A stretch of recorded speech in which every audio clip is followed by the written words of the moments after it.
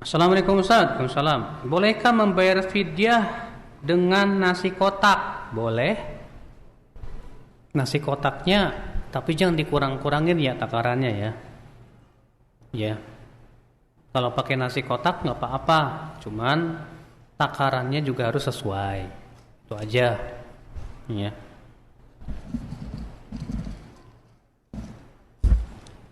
Karena kan ayat itu hanya mengatakan fidyatun ta'amu miskin. Fidyah memberi makan fakir miskin. Berarti fidyah itu harus memberi makan. Apakah mentah atau matang enggak dijelaskan. Dan kaidah usul fikih mengatakan suatu dalil yang sifatnya mutlak atau umum harus dibawa kepada mutlak dan keumumannya. Enggak boleh dikhususkan kecuali dengan dalil. Maka Allah mengatakan fidyah memberi makan berupa matang apa enggak Ustaz? Anda jangan nanya, yang penting beri makan, udah selesai. Jangan kayak ahli kitab ketika Allah berfirman, Allah memerintahkan kalian menyembelih seekor sapi. Nanya, sapinya warnanya apa? Ya, yang kayak gimana? Salah, itu pemahaman yang salah. Allah mengatakan fidyah memberi makan fakir miskin. Udah, beri makan apa aja, yang penting beri makan. Mau mateng kek, mau enggak mateng, pokoknya itu memberi makan. Paham enggak? Iya. Dan tentunya makanan yang dimaksud dengan makanan pokok yang dimakan orang-orang di situ. Iya.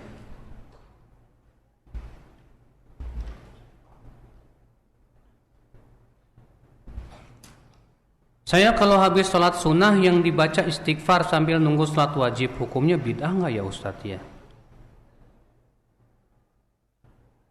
Melanggengkan suatu ibadah yang tidak ada dalilnya sehingga diyakini sebagai sebuah sunnah nggak boleh. Tapi kalau kita hanya sebatas membaca bukan dengan keyakinan itu sunnah, sebatas hanya ingin memperbanyak istighfar dan yang lainnya, silakan. Iya. Maka dari itu masuk masalah misalnya ceramah taraweh. Banyak banget tuh Pak ceramah taraweh Pak. Kultum. Kuliah terserah antum. Ya.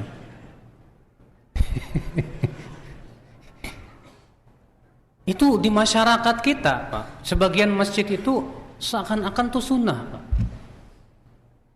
Jadi seakan-akan kultum taraweh itu bagian dari taraweh. Padahal ini gak ada sunnahnya sama sekali. Di zaman Umar ketika beliau mengadakan sholat taraweh nggak ada kultum. Di zaman tabi'in, tabi'ut tabi'in, kultum itu baru muncul belakangan hari di Indonesia. Iya. Kalau saya boleh katakan itu bid'ahnya Made Indonesia, ya betul. Yang pertama kali membuat orang Indonesia betul. Karena kalau antum ke Saudi nggak ada kultum, ke Mesir nggak ada kultum, dimanapun nggak ada kecuali di Indonesia doang. Iya. Mereka yang mengatakan kultum alasannya kesempatan nih mumpung orang pada kumpul. Kalau seperti itu caranya Pak, jangan dilanggengkan sehingga membuat orang berkesan ini sunnah. Sesuatu yang sunnah saja kata Ibnu Qayyim gak boleh dilanggengkan sehingga menjadi kesan itu wajib, gak boleh. Apalagi ini bukan sunnah. Akhirnya banyak masjid menganggap kultum itu sunnah taraweh. Sebuah kesalahan besar. Sebab kalau sudah diyakini itu sebagai sunnah taraweh jadi bid'ah jadinya Pak. Kalau hanya sebatas kesempatan saja, ya udah sekali-kali aja. Atau misalnya setelah sholat taraweh misalnya, supaya tidak memotong, supaya tidak diyakini itu bagian dari sholat taraweh. Iya.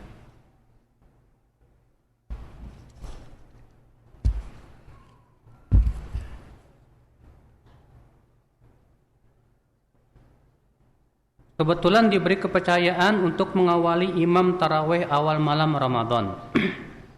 Tapi anak orang bodoh dalam hal kaifiyah bilangan rakaat dalam taraweh dan bacaan surat apa saja dari rakaat awal dan berikutnya, mohon penjelasan. Kalau enggak tahu mendingan antum suruh orang lain aja yang tahu Mas. Antum jangan pede jadi imam kalau antum enggak punya ilmu. Sebab kalau gitu antum siap menanggung dosa orang banyak. Siap enggak menanggung dosa makmum? Jangan kita ini bermudah-mudahan untuk jadi imam. Kalau memang antum punya keilmuan dan antum hafalannya banyak, silahkan. Karena untuk jadi imam itu pertama bukan cuma hafalan, tapi juga punya pengetahuan tentang ilmu, terutama fikih sholat. Bagaimana kalau terjadi kesalahan, apa yang harus dilakukan, apakah sujud sahwinya setelah salam atau sebelum salam. Ini kan penting untuk diketahui.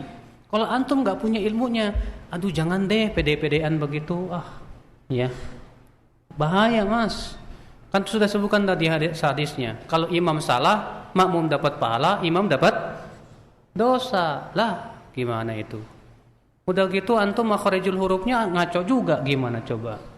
Harusnya idza zulzilatil ardu zilzalaha, di jim semua, idza zulzilatil ardu zilzalaha. Ngaco. Hati-hati mas. Makanya antum yang dipercaya untuk jadi imam, lihat kepada diri sendiri, mampu atau tidak. Kalau antum merasa tidak mampu, jangan pede, mendingan mundur aja. Mendingan mundur. Iya.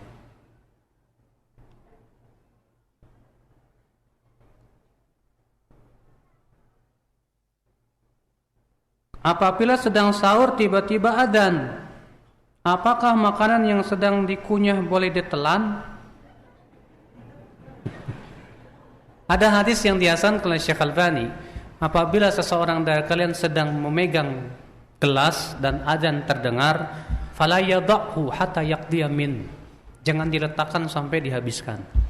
Maka kalau kita lagi menelan, kunyah aja terus, telan, enggak masalah. Atau antum langsung ambil minum, bisin, bah selesai. Ya, daripada antum keselak. Ya.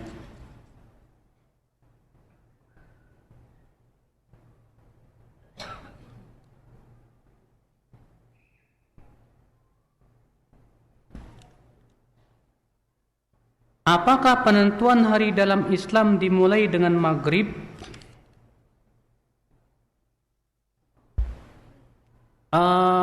Secara sharih tidak ada dalilnya. Secara tegas ya tidak ada dalilnya. Ya. Namun ikhwata Islam azakumullah, Allah Ta'ala berfirman, la syamsu yanbaghi laha an tudrikal qamar walal lailu sabiqun nahar. Ya. Matahari tidak berhak untuk mendahului bulan, dan malam tidak berhak untuk mendahului siang. Maka terkadang Allah menyebutkan sesuatu itu dengan memulai sesuatu dahulu. Maka Allahu a'lam ya, bahwa malam itu dinisbatkan kepada hari berikutnya. Malam itu dinisbatkan kepada hari berikutnya. Misalnya malam Senin. Malam Senin masuk hari Senin. Malam Senin masuk hari Senin. Bukan masuk hari Minggu. Berarti kalau Minggu malam, bagaimana? Minggu malam Senin. Berarti malam Senin itu masuk pada hari Malam Senin masuk pada hari ya Senin. Ya. Malam Senin, kalau misalnya antum lahiran anak jam 10 malam. Malam apa? Malam Rabu. Berarti masuknya hari apa? Rabu. Berarti hitungnya dari hari Rabu itu berarti 1 hari. Untuk 7 hari berikutnya, Rabu, Kamis, Jumat, Sabtu, Minggu, Senin, Selasa, berarti antum ya. Kalau misalnya memang ternyata lahirannya misalnya pada malam begitu. Ya. Allahu a'lam.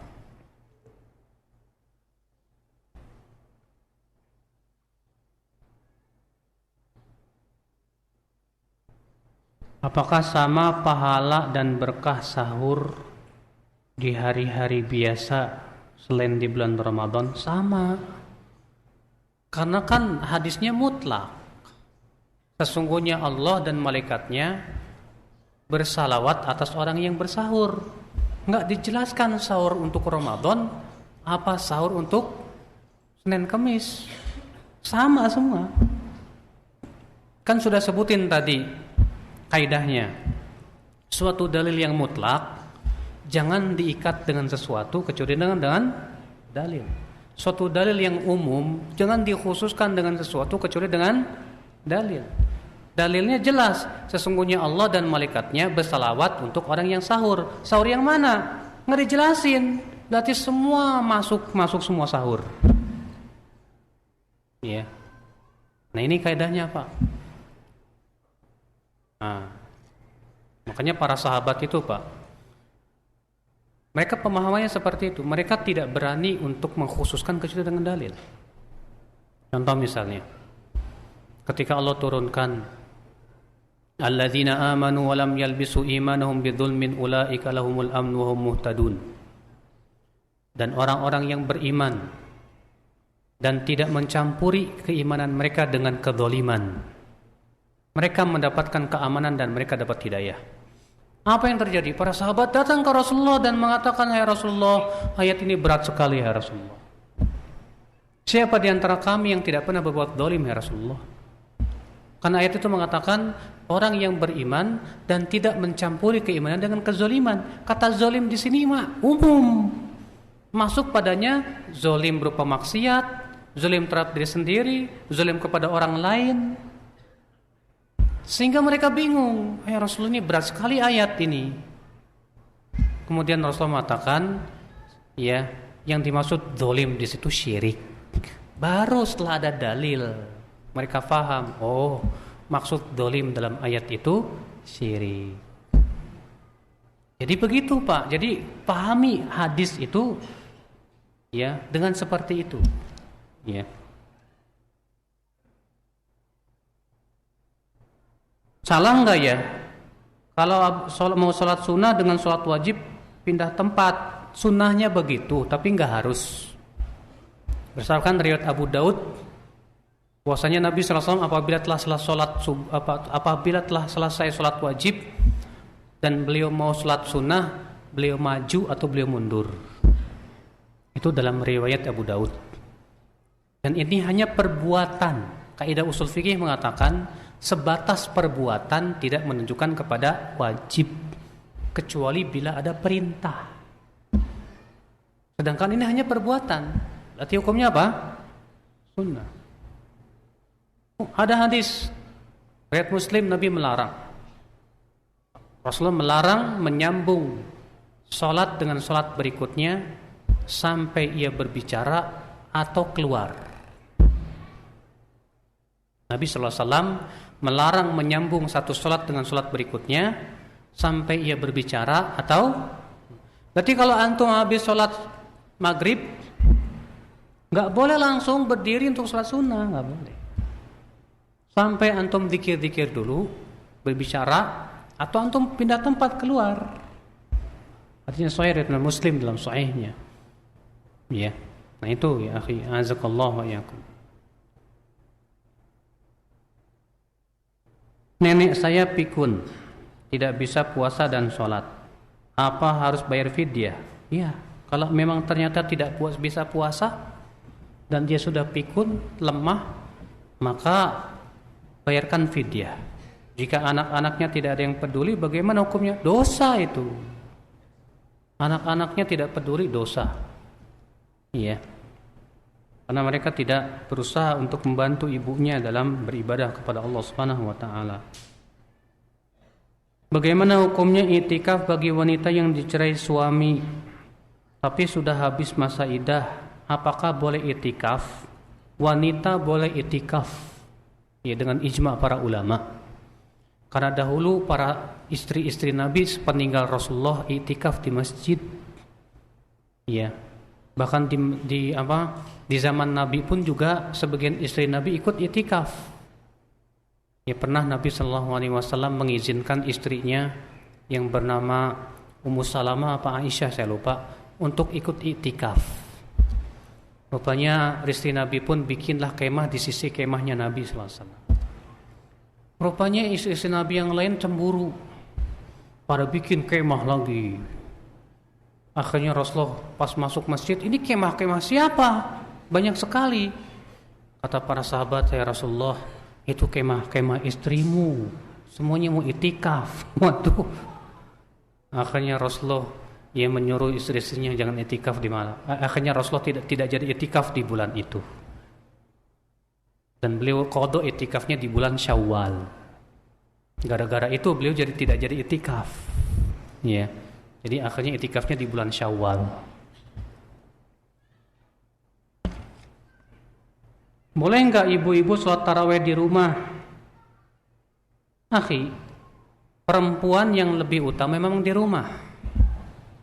Kata Rasulullah, wa buyutuhunna khairun lahun. Rumah mereka lebih baik buat mereka. Kalau ada yang berkata, kan sholat tarawih itu bersama imam sampai selesai, pahalanya sama dengan sholat semalam suntuk. Kita jawab, mana yang lebih utama? Sholat tarawih apa sholat duhur berjamaah? Hah? Mana yang lebih utama? Sholat tarawih berjamaah apa sholat subuh berjamaah? Mana yang lebih utama? Sholat tarawih berjamaah atau sholat maghrib berjamaah? Kalau yang wajib aja para wanita tetap disyariatkan di rumah, yang lebih utama, apalagi yang sunnah, ya. Maka tetap yang lebih utama perempuan di rumah. Tapi kalau perempuan mau ke masjid, silakan, nggak boleh dilarang. Karena Nabi mengatakan, la tamna'u ima Allah masajid Allah. Jangan kalian melarang para wanita untuk pergi ke masjid. Tadi dikatakan perempuan hamil dan menyusui bayar fidyah, lalu setelah 2 tahun belum mampu bayar fidyah. Apa yang dilakukan dan apakah berdosa atau tidak ya Ustaz? La yukallifullahu nafsan illa wus'aha. Allah tidak membebani jiwa kecuali sesuai dengan kemampuan. Ada seorang laki-laki datang ke Rasulullah, ya Rasulullah, celaka aku ya Rasulullah, dan membuat orang lain celaka ya Rasulullah. Kata Rasulullah, kenapa? Aku mensetubuhi istriku di waktu siang ya Rasulullah. Gimana itu ya Rasulullah? Kata Rasulullah, kalau begitu kamu bayar ya makan fakir miskin 60 orang miskin. Kata sahabat ini, makanan dari mana ya Rasulullah? Aku gak punya makanan. Kalau begitu kamu puasalah 2 bulan berturut-turut. Ya Rasulullah, aku sudah tua gak kuat ya Rasulullah. Makanya Rasulullah diam. Tiba-tiba ada orang datang membawa 2 ember kurma, diberi ke Rasulullah. Rasulullah, tadi siapa yang bertanya? Aku ya Rasulullah. Ini bawa ember-ember ini, beri makan fakir miskin. Ya Rasulullah, di tempat saya yang paling miskin ya Rasulullah. Ala afqar minna ya Rasulullah. Tidak ada yang lebih miskin dari kami ya Rasulullah. Kami orang miskin banget. Melihat itu Rasulullah tertawa. Lalu Rasulullah bersabda, ya udah kamu kasih makan istrimu sana. Akhirnya Rasulullah menggugurkan tuh semuanya karena dia tidak mampu.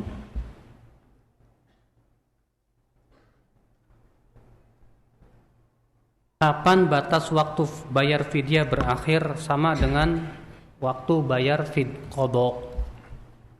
Ya. Tadi lebih cepat lebih baik. Lebih cepat lebih baik. Di masjid kami ketika tarawih masih dilakukan solawat ketika jeda tarawih, pembacaan doa tarawih dan melafazkan niat puasa bersama. Apakah kami dimintai menjadi imam? Boleh? Boleh aja. Kalau antum sudah saya sebutkan tadi, memang antum berhak jadi imam. Karena kan untuk jadi imam itu ada syarat-syaratnya Pak. Di antaranya hafalannya memadai. Yang kedua kefasihan lisannya, keilmuannya.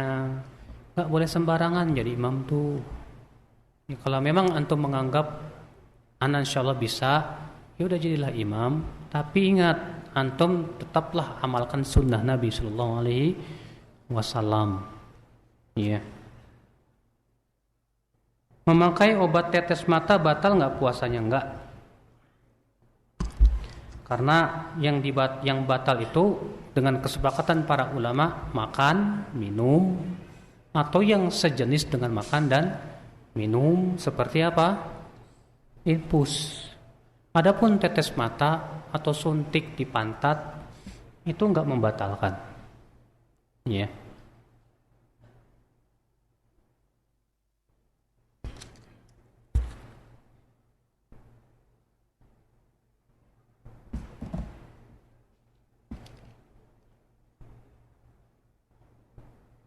Bagaimana kita puasa di lingkungan atau tempat kerja yang berbau dengan orang yang tidak puasa bahkan merokok dan kita tidak bisa menghindari asap rokok?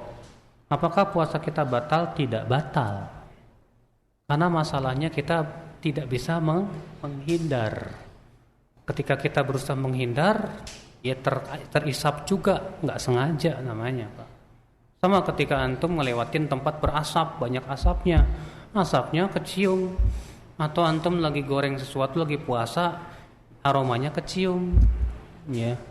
Maka seperti ini dimaafkan, gimana lagi, ya. Allahu a'lam. Asal antum jangan sengaja aja dicium-cium, ya, boleh. Baik, saya kira cukup sampai di sini. Mudah-mudahan yang saya sampaikan bermanfaat.